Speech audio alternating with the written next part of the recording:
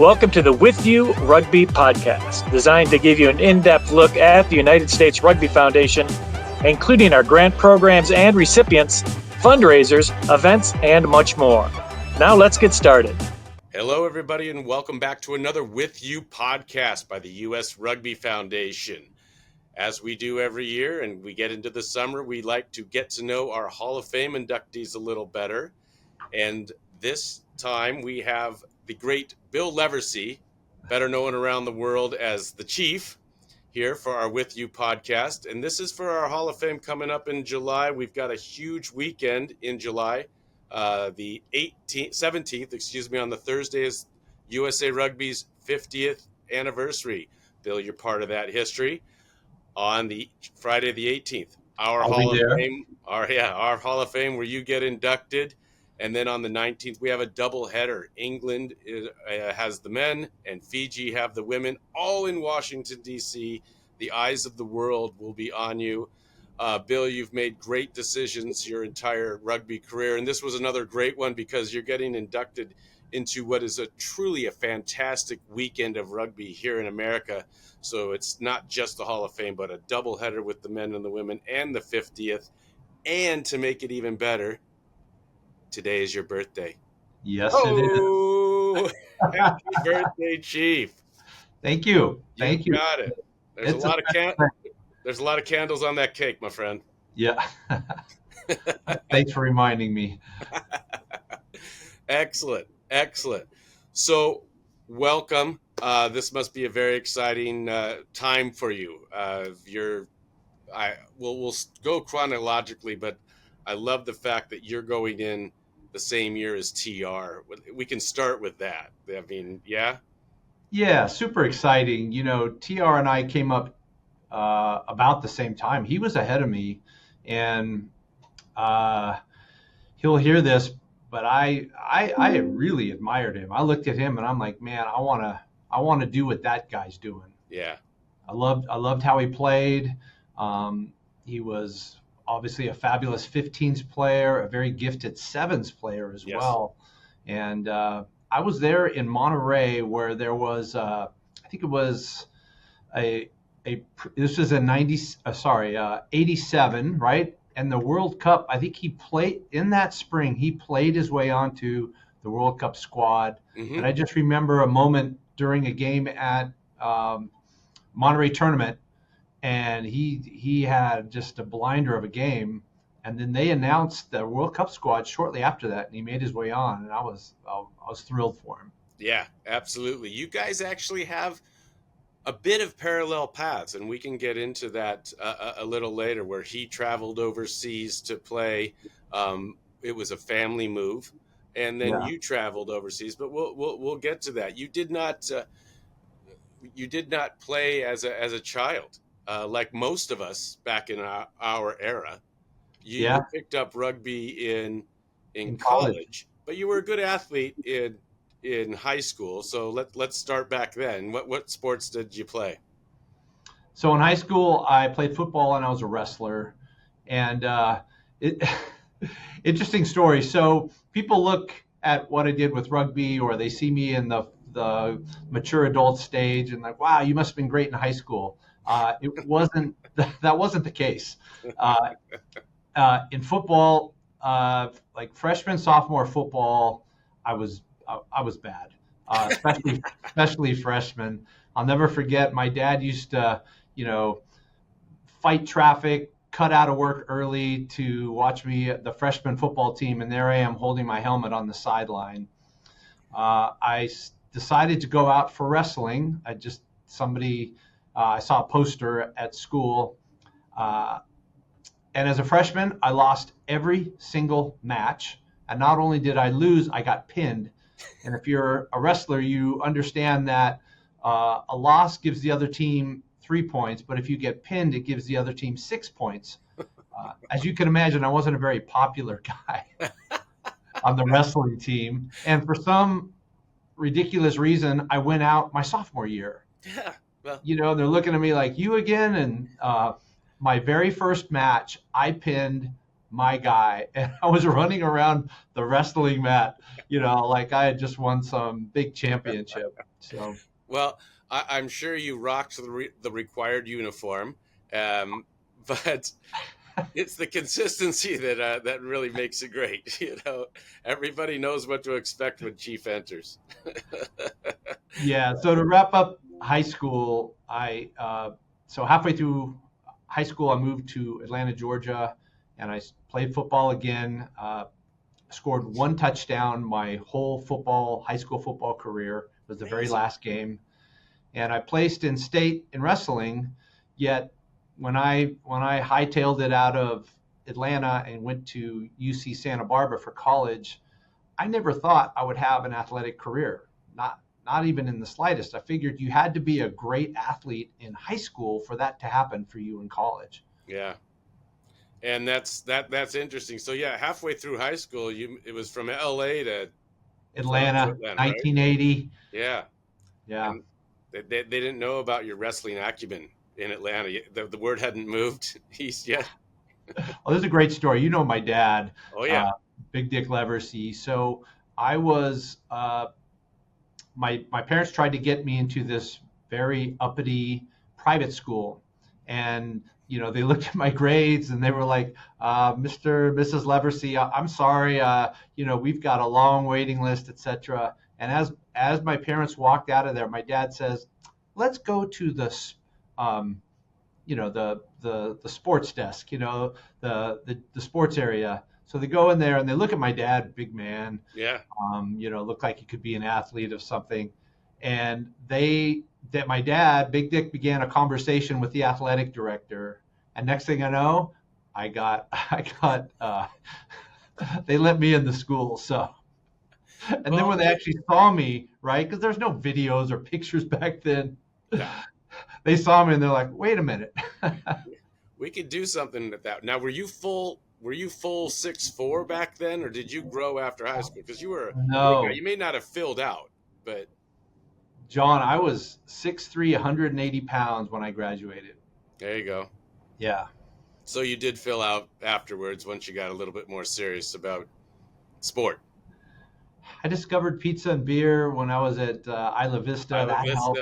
Oh, that helped. I will say that we have probably frequented the same spots. We'll just go with that. Isla Vista will do that to you. Okay, so you're this world-class athlete coming out of high school. We've established that. You go to UCSB, one of my favorite schools in the entire world.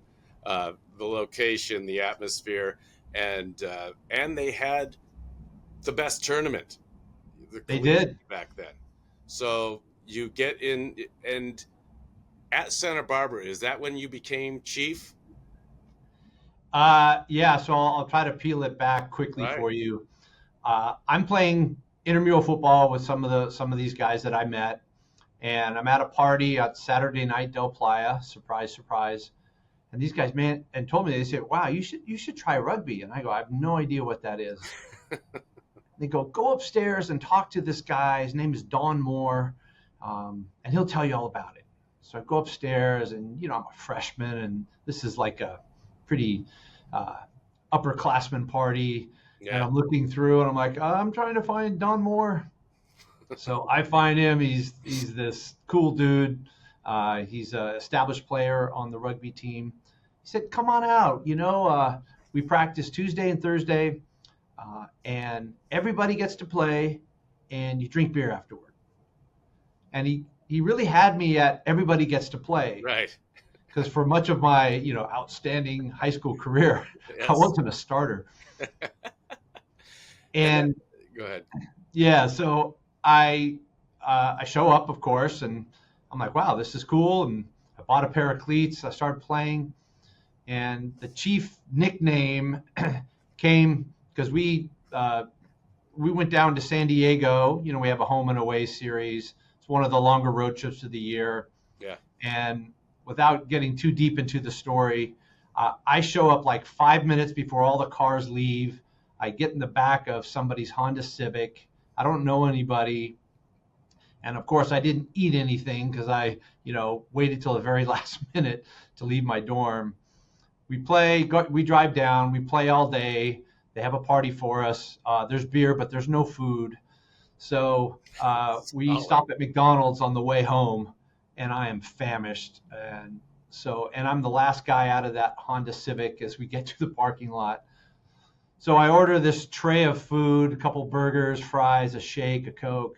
And I was quiet because I just didn't know anybody. And I just went to my own little corner to go eat because I was so hungry. Right.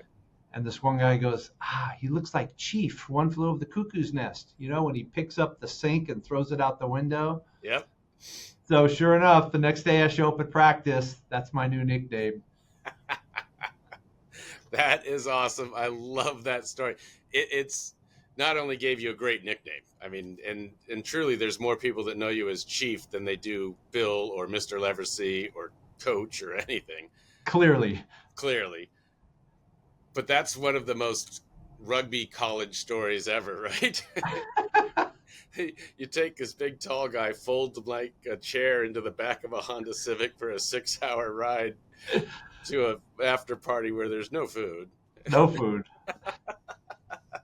And we're all hitting McDonald's on the way back. That is great. Yeah, and there you go. So you dove right into UCSB. Freshman year, did you play much? I mean, everybody played, but did you play much? So I played B-side, and of course there was plenty of B-side games.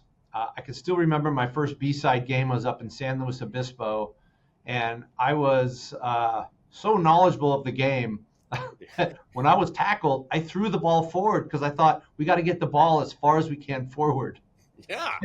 Had no idea what a gaffe that was. I just loved it though. I was just running around, and if somebody had a different color jersey, I'd tackle them. And if I got the ball, I would just run like hell. There you go. It's amazing the transformations. So, sophomore year happens here, and now you really know all the rules or the laws of the game for the pedantic people. Not to throw it forward. When did you? What was there an aha moment that you figured out the game, or was this sort of a gradual progression throughout your UCSB career? There was, there were moments. Is probably I can remember, and you have to remember that I was thrilled just to be on the field, and to be wanted or to be a member of a team. So our coach highly encouraged us to play select side rugby, and that was the tri-counties, Santa Barbara, Ventura, San Luis Obispo. And I was like, yeah, boy, would love to play. And then the coach said, I want you to play on the senior side. And that was a moment I was like, you want me to play with men? But he made a point, like, I want you. And that was a moment like, wow, maybe I'm onto something here. I'm useful, I'm wanted. And then it progressed. And I'll forget when somebody came up to me and said, hey, congratulations on All-American. And I was like, what? I didn't even know they had collegiate All-American. And, I think it was Ed Haggerty's, I can't think of the name of the magazine he put out every month. Rugby Mag. Rugby Mag, yeah. So it was listed in there. I didn't have a subscription, and so that was probably the first big defining moment. Like, wow, this is really cool. Wow, that's an incredible turnaround. You're a humble man, but you did make select sides. You did earn this All-American.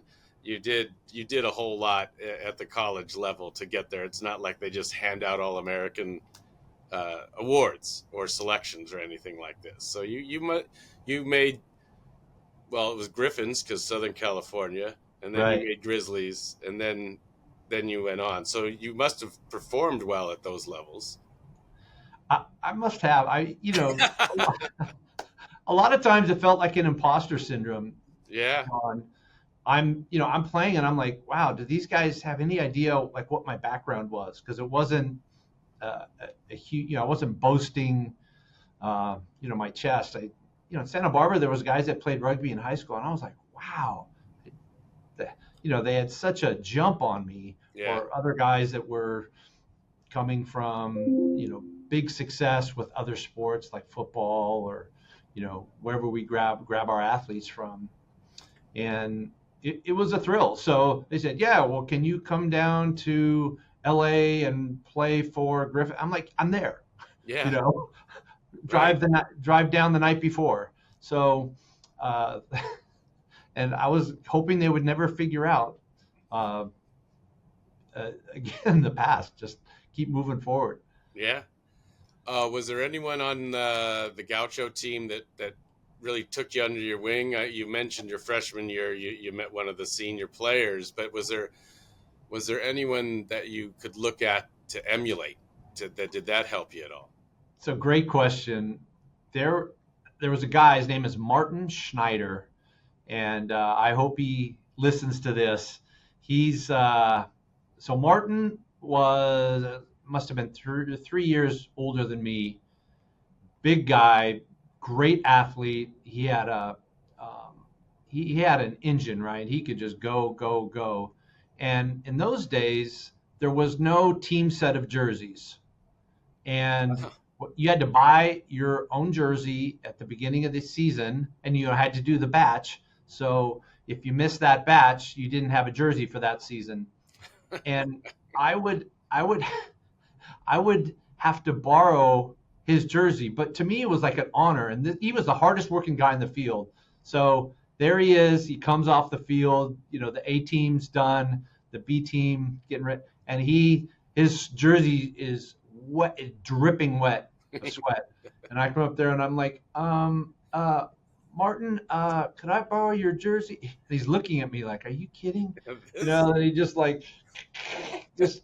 pulls off this nasty jersey. And I was so honored that I was playing in Martin Schneider's jersey.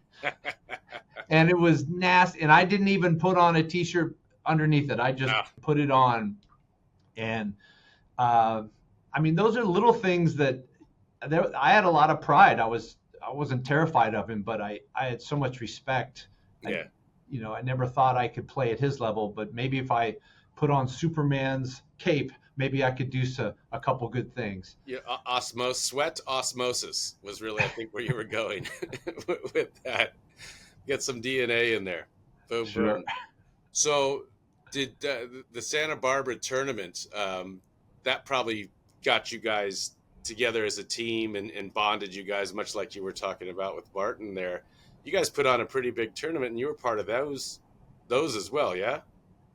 Oh, the tournament was clearly the highlight of the season. Yeah. The sun's out, it's springtime, and we're out of the playoffs, right? We're not contending for any type of title stuff. So, and all of our friends are coming into town. The town just overflows with rugby players and friends. There's the campground, and rugby starts, like at 7:20 in the morning. You got a 20-minute half. You oversleep and you're done.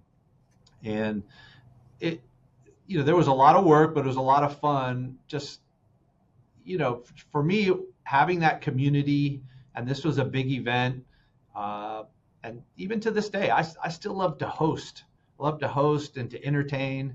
And the Santa Barbara Rugby Tournament, never failed to produce just a fabulous weekend. Yeah. It's I've got some great memories down there, and just fantastic camping out on the field. Of course. Yes, you do. And then just rolling out of bed and going, we play in 20 minutes, good. Here we go. So I was gonna chime in here. Yeah. So we would, the Gauchos rarely made it to the final, and we'd be in Harder Stadium, which is one of my favorite fields to have played on, and we were watching the men's final, and it was LA Rugby against who knows, and LA Rugby had this second row. He was an islander. He was either Fijian or Samoan, and this guy was incredible. He was catching high balls. He was soaring in the lineouts. He was bursting through, scoring tries. I think his name was Sydney. When I tell people that, they know exactly who it is. And I looked at him and I was like, man, I want to be like that guy. Just, he was an absolute rock star in my mind. You know, we're at Harder Stadium and having beverages, and just I was just so inspired by watching, you know, the elite teams play. Yeah, no, that's great. Throwing tortillas at Sydney. Got it. There you go. You get out of UCSB in '87. Was it straight down to Ombak? Was that the next step? It was. There's a little story behind it. And most people at Santa Barbara, whether you're a rugby player or not, after graduation, you either go one of two directions. You go to the Bay Area, go up north, or you go down south to LA, Orange County. And for our rugby guys, there was a huge group of my Gaucho teammates that played for Belmont Shore. Yeah. And as I'm coming out, and they know I'm graduating, Belmont Shore's all over me, LA, and to some degree, Ombak. And back then, Ombak was getting smeared to some degree, saying they're buying players, and so I'm the spring of '87. I'm committed to Belmont. Right. I even went to their Pacific Coast playoffs. I didn't play anything, but I was just there, and I was going to go to Belmont Shore. And Bing got a hold of my phone number, and that's when my life changed. Just relentless recruiter, and God love that man. He convinced me to just come and take a look. And I came down to San Diego, and I'm like, this is just Santa Barbara 2.0. This is Isla Vista, next step. And I had to tell Belmont Shore, thank you, but no thank you.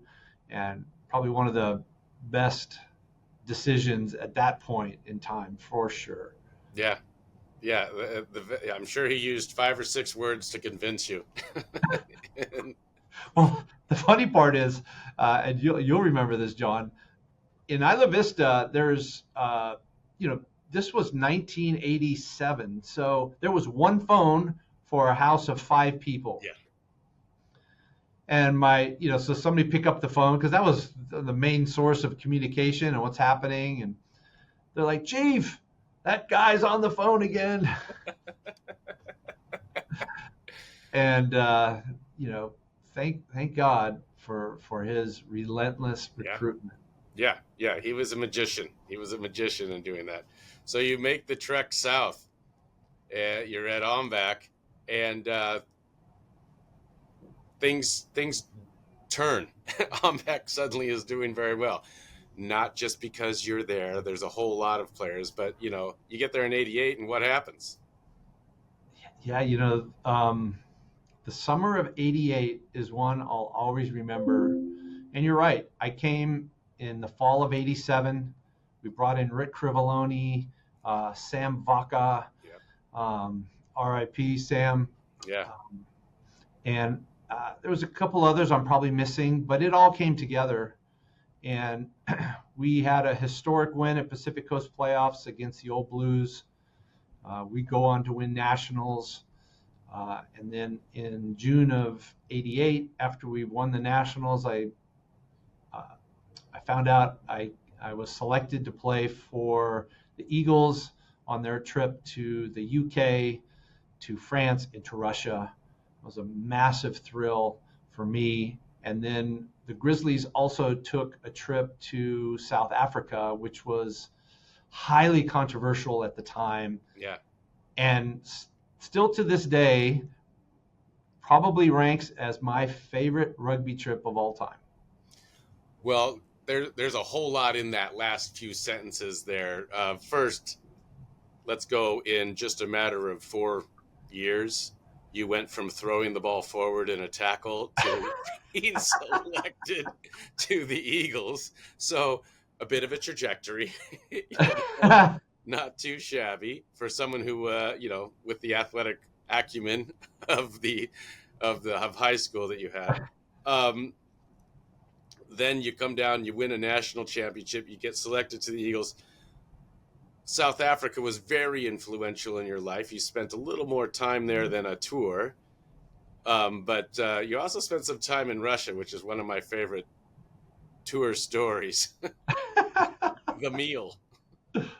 Oh, I want to give a perspective of what touring was like back then versus what touring is like today. Can yeah. you Let me talk see. about the meal? Yeah. So let me see if I can paint a picture here. So our first stop on this tour is to the UK, and the UK, especially let's talk about breakfast because you've done this, right? Nothing beats an American Oh, breakfast. Eggs, bacon, sausage, everything. So a lot of it. the UK was a little bit lacking there. They have bangers, which are sausages that don't quite taste so good. What is it? Boiled eggs, not boiled eggs, boiled tomatoes, Yeah. um, Dry white tea. toast. Yeah, on white toast. So anyway, um, before I went on this trip, I had some friends that played for the USA volleyball team, and they were saying, "Oh man, you got to bring a roll of salami. You got to bring some. I don't know if they had protein bars so much back then, but they they told me of stuff to get. So we get to Russia, and everybody heard about Russia and the terrible food. You know, this is 1988, perestroika, and Yeah. we get there, and all the buildings are gray. The weather was cold. It was just an interesting time, and we stay at the Sport Hotel. We're thinking like, all right, they're going to take care of the athletes, and the food was horrific. And you come into breakfast and it looks like some kind of oatmeal. It's just like everybody's moaning about it. uh, So we're a couple days in, and we're all sitting together at dinner, and they serve you with this tray. So this was some sort of thing that was, I think, part chicken, and then they had like potato wedges, like big fries, and I'm like, this is gonna be good. So I dig into one, and it's cold, and I'm like, this is terrible. But Mike Saunders, who was sitting across me, hadn't been served yet, and he's looking, waiting for his plate. So his plate comes, and then I pick up a potato wedge, put it in my mouth. I'm like, I kind of spit it out. I drink some water. So Mike gets into his potato wedge. He disregards the chicken, plucks in the potato wedge, and he's like, he puts it in his mouth, and our whole side of the table just roared in laughter. Oh, I love that story. The Cappy getting capped on tour. Oh my goodness, that was a beauty. So I love that story for a lot of reasons, but I think it really shows what touring was like versus what touring is like today. Yeah. The thousands of stories like that we all have, and the lifelong friends that it made. I'm sure you're still buddies with your UCSB mates. I know you're friends with a lot of on-back guys, Yeah. and you've got all those great stories from the Eagles times. Is there anyone that you've reviewed besides the people that live near you in La Jolla, in San Diego? Who else have you really kept in contact with? And it could be anyone from back in your South African tour days or anything like that. Yeah. So great question. Uh, so I keep in touch with TR, and TR and I, there was this whole life of almost liberation after rugby, right? It's almost like doing time, in the armed services somewhere.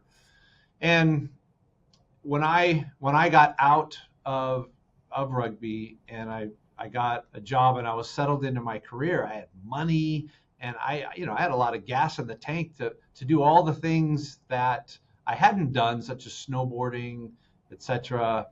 And so Tony got into snowboarding, so did I. We used to take a lot of trips going snowboarding. And my best friend from South Africa, when I was playing in Durban, he lives in Namibia.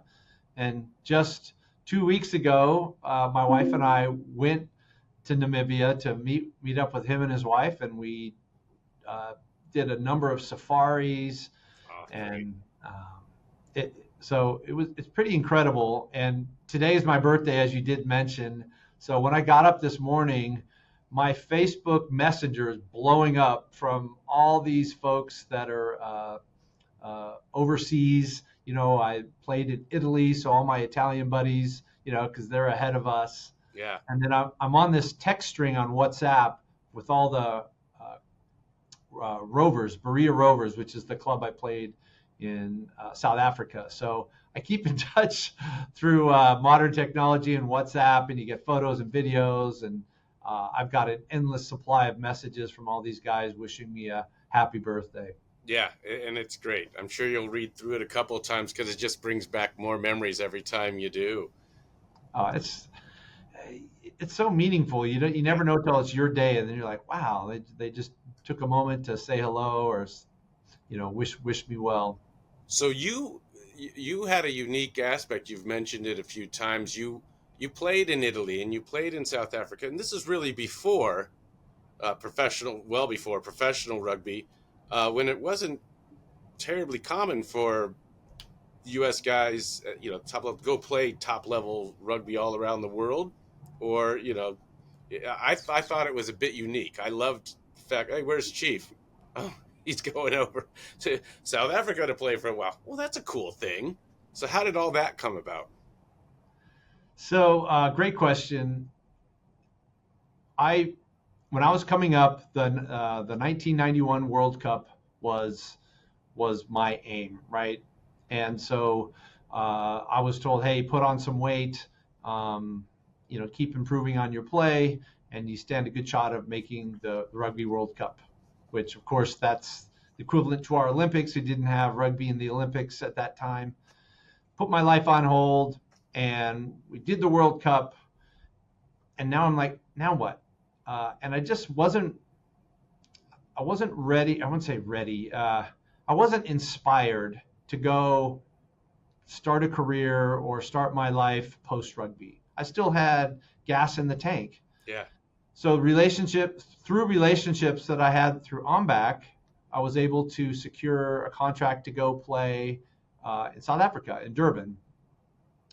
It's funny, those, have this agreement signed. Okay, you're going to come there. We have a place for you to stay. We'll get you a car, blah, blah, blah. So I get there. Oh, well, we don't really have a place. I had to rely on a guy, Russell Fryer, who was an American. He was a collegiate All-American who just happened to be there. Oh, bro, we've got a room at our place. Why don't you stay here? I'm like, okay, perfect. Oh, and about that car. Don't really have a car. I borrowed a guy's mountain bike. I was biking to practice, fortunately it wasn't too far away. And then I was going to school at University of Natal. I was doing a graduate degree, and I had a piece of cardboard. On one side it said Durban North, which is where I lived, and if you flipped it, it said University of Natal. So I used to grab my backpack, I'd walk, 2-3 minute walk to kind of the main road, and I'd flash my sign, and that's how I got around till I kind of bullied the management to get me a car. That is amazing. That is amazing. Oh man, I love it. Hey, we've been jumping around a bit. We talked about the World Cup, but the World Cup, you played in it. You started versus Italy, yeah? Yeah. So there you go. The World Cup has sort of an interesting twist for me, right? I'm the second row choice with Kevin Swords, another Hall of Famer, just absolute rock star. He and I have played so many games together, and going into the World Cup, that was my spot. And remember, Tony TR was on the squad as well, and Tony was so versatile. He could play number 8. He could play second row. Shoot, he could probably be a number 6, right? Yeah. So the way the rotation worked, if I'm starting, I'm in, of course, and if I'm not, I'm in the stands with my number ones, tie and blazer. So we play against Italy and we lay an egg. That was the one game that we had a legitimate shot of winning, because we're in a pool with England, New Zealand, and Italy. And we lay an egg, and I didn't play well, and we sucked that game. So sure enough, when it comes to the selection for the New Zealand game, you go into the selection room, and caught me a little bit off guard. They're like, well, here's the lineup. And Chuck Tunnicliffe, who well-deserved, he got the spot. And, and I'm like, oh man, I can't believe this. I'm in the stands. And they played a spirited game. Even though we lost, it was like, hey, we came here to fight. Yeah. So the group says, all right, we're just going to keep that same lineup as we go into England. So it was disappointing. I was gutted, right? And I was bitter at the coach, and my mom and dad were there, and of course everybody. It was a pity party, John, and it was absolutely the wrong way to take it. But I took the opportunity to be a pity party and a victim. Yeah. And so what I learned was, hey, every time you're on the field or every time your number's called, you have to just go all out. Right. And so that was another thing when, so the World Cup was a bit of a disappointment. And I'm like, okay, I still have some gas in the tank. What can I do? And that's when the South Africa experience came together. Oh, that's great. And then is that what brought you all to Italy? Yeah. So interestingly enough, I'd been trying to get to Italy for the longest time. When I went to the Dubai Sevens, I think this was 89, met some of the Australian guys, and there was a guy named Julian Gardner, a very gifted sevens player, played for Australia, and he had an Italian grandmother, and he played at a club called L'Aquila. And I was talking to him about it, and just fascinated, just the whole lifestyle. And so I used to get fax numbers back. That's how we would, communicate. And I was, trying to carve my way in. I had a resume, and I heard about this guy, but he wouldn't respond. It wasn't really happening for me. Yeah. And there was a second row in Natal. His name was Steve Atherton. Steve Atherton was also a Springbok World Cup champion. This guy was a stud, and I became friendly with him as I was fighting for a spot at the Natal squad.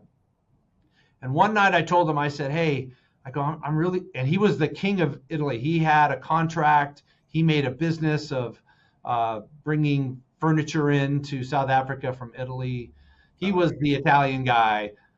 And I was asking Steve, hey, can you help me get in? And I'm sure he wasn't too inspired. Yet, just a strange thing, like he called me out of the blue late into the season, and he said, hey, you still want to go to Italy? And I'm like, yeah. And he goes, I've got this club. They're looking for a guy. They don't have a ton of money, but it could be a good opportunity. And a couple phone calls, a couple faxes back and forth, and I secured the spot to go to Italy. Did they have a car and a house? Actually, they did. So in the Italian league, the top league is it's the A series, right? All the top clubs, they call it Serie A. Yep. So that's Milan, that's Rome, Benetton, Padova, all the top clubs.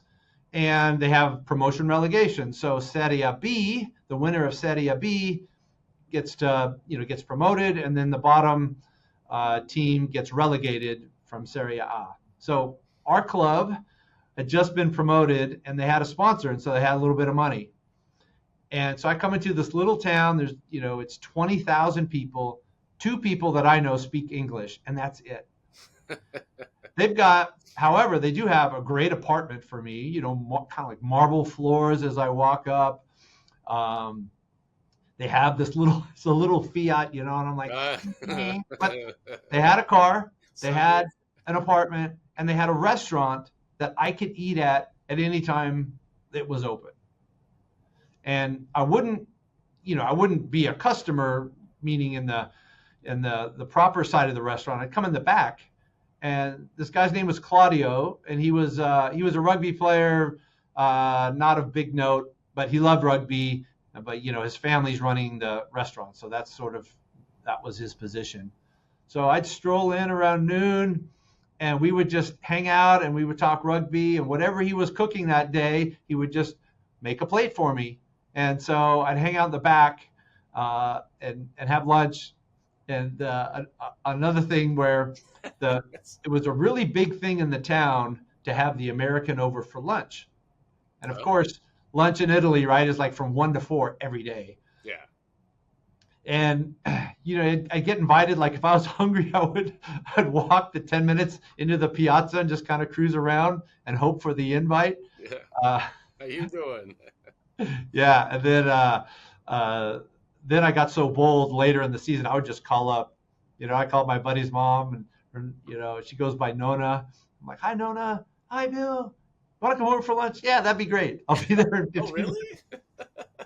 I mean, if you're asking. And if you have another time for a quick story, so when I first got there, we play on Sundays, okay, Dominica. And our first game was a home game, and we won. And the crowd was just ecstatic. So on Monday, I walked down to get my cappuccino and try to read the newspaper. And they have a little piazza. And so I'm kind of just cruising around, looking around. And these guys are like, "Oh, you must be the American," and talking. This guy at a perfume shop says, "Come on in." And, gives me a bottle of cologne. Everybody, all smiles, everything. So sure enough, the next game we lose, and I come walking in on Monday morning. Everyone's just like, closing the doors. Nobody wanted to talk to me. Give me that cologne back. Oh, it's so funny. Oh, an incredible career that brought you around the world. You played in multiple countries.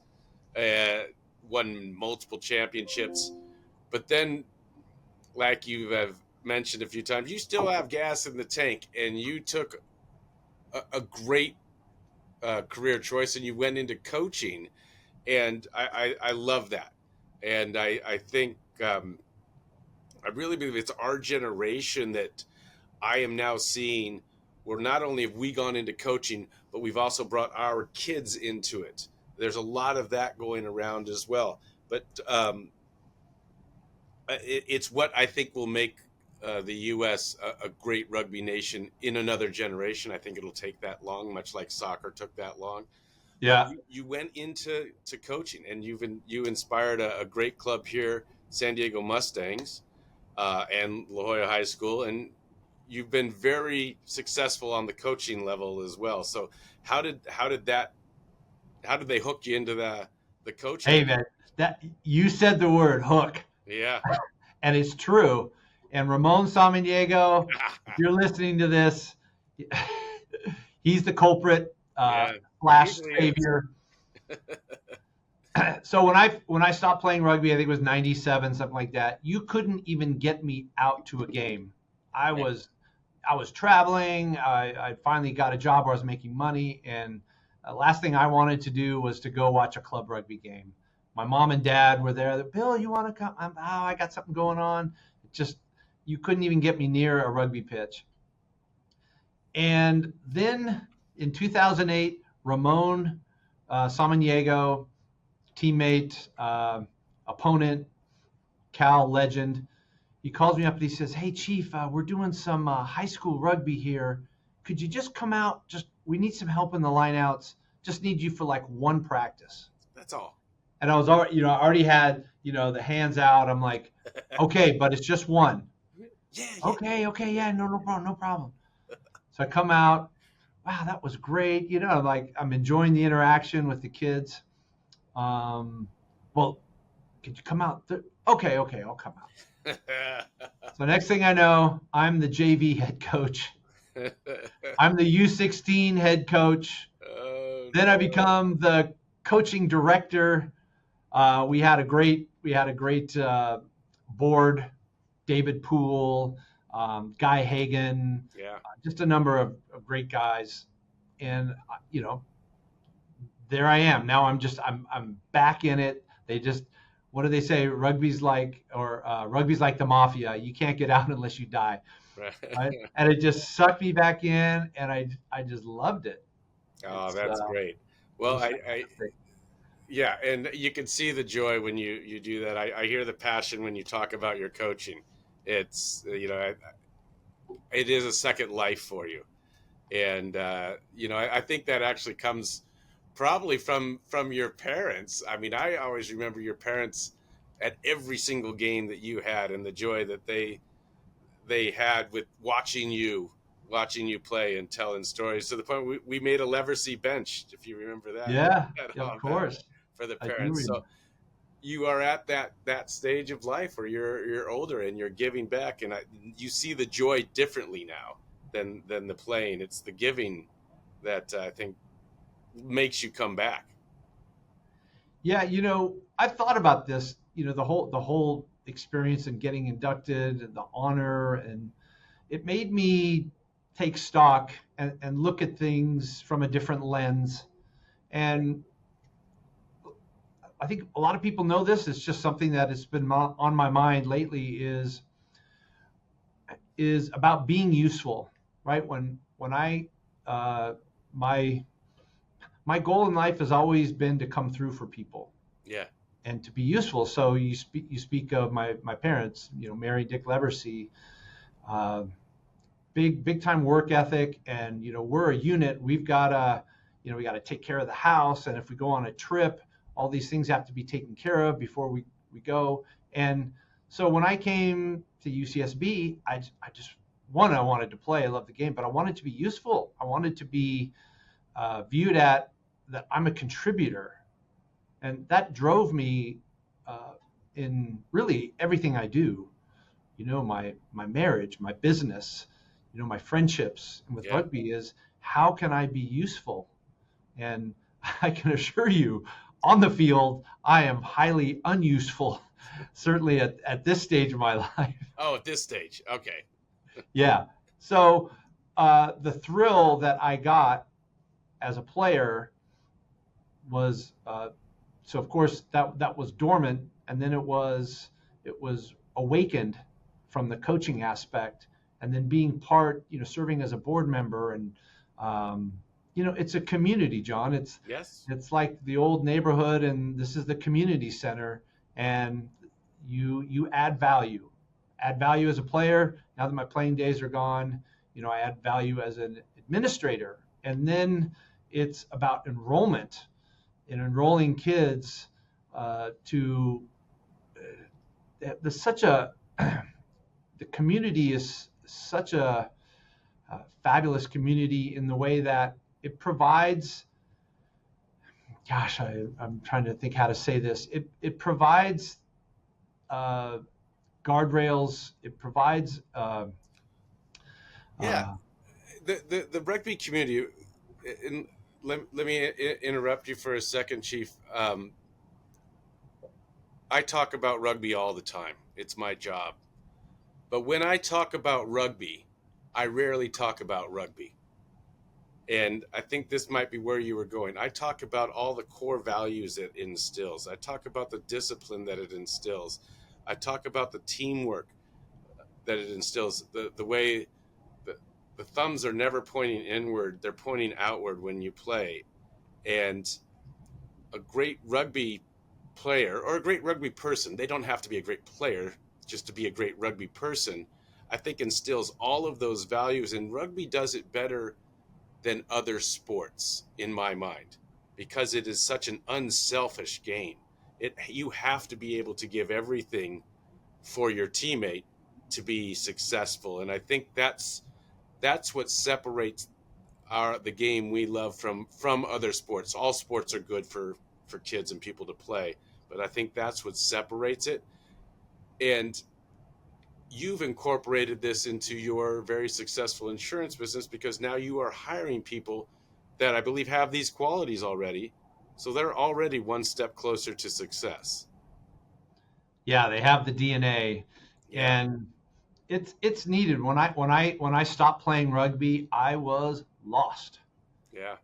I'll never forget. I'd get up on Saturdays at 7:30, and I would just kind of mill around the house after I had breakfast or read a little bit of the paper. Then I'm like, now what? I'm so used to shining my boots, getting prepared for my game. So I was lost, and I didn't know how to be useful in the business world. I I can be very honest about that. I didn't know how, and it was embarrassing to me, and I felt like I had the enough smarts, enough, and I had a ton of drive. It was just where can I apply this now that I'm not catching lineouts and tackling opposition. Yeah. Yeah. And that was it. And it as usual, you've taken a situation and you've gotten the best out of it. So, it's a big congratulations on the business post rugby side of things as well. You've done very well for yourself there. I'm gonna jump to the notes to see if there is one more thing here. This is not your first Hall of Fame. That's true. There you go. Go Gauchos, UCSB. That was also a thrill, and UCSB has a lot of obstacles. Has a lot of. It's a beautiful place. A lot of people want to go there, which makes it difficult to attract enough rugby talent to be super competitive. Yeah, it's a tough school to get into, no question.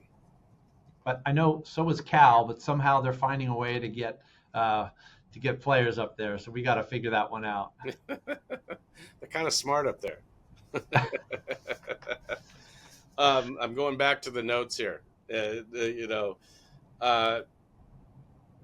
We've, I think we've covered the life of the chief pretty well. I think people realize what a great player you were, in the sense that you worked hard for every single thing that you got, and you sat there and just said, okay, to your point, you said useful a lot. Keep being useful. Kids watching this, keep being useful, keep going out, keep showing up, keep getting better. Things will happen. Good things will happen if you continue to do that. And you may not play in World Cups and get Tron tracks around the world and then start a successful business, but you'll do some of that, and that's the inspiration that I think you bring to players that played with you, players that played against you, and now your employees and compatriots in the business world. So congratulations on a life well lived so far, Chief. Thank you. I just want to remind everybody that we have that big weekend in late July. July 17, USA celebrates their 50th gala anniversary. July 18th, the Hall of Fame happens in Washington, D.C. at the Mayflower Hotel. And then July 19th at Audi Stadium, the men play England and the women play Fiji. Everybody come on out to Washington, D.C. that weekend. It will be where the eyes of the rugby world are. So thank you very much, Chief. It's been wonderful to get to know you better. Good stuff, John. Thank you.